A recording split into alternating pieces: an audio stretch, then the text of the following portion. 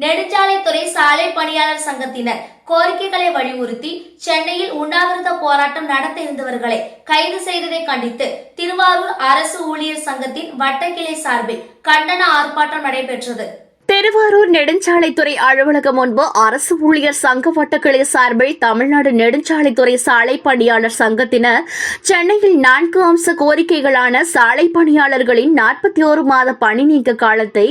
உயர்நீதிமன்ற வழக்கு தீர்ப்பின்படி பணிக்காலமாக முறைப்படுத்த வேண்டும், மாநில நெடுஞ்சாலை ஆணையத்தை கலைத்திட வேண்டும், தனியார் மயப்படுதலை கைவிட வேண்டும், கிராமப்புற இளைஞர்களுக்கு பணி வழங்க வேண்டும் உள்ளிட்ட கோரிக்கைகளை வலியுறுத்தி தொடர் உண்ணாவிரத போராட்டம் நடத்த இருந்த நெடுஞ்சாலைத்துறை சாலை பணியாளர்களை போராட்டத்திற்கு வரவிடாமல் தடுத்து நிறுத்தி கைது செய்ததை கண்டித்து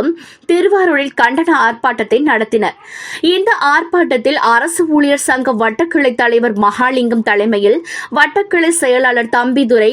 மாவட்ட தலைவர் சுதாகர், மாவட்ட செயலாளர் செங்குட்டுவன், சத்துணவு ஊழியர் சங்க மாவட்ட செயலாளர் ஜோதி, இணைச் செயலாளர் விஜயா உட்பட பலர் கலந்து கொண்டனர்.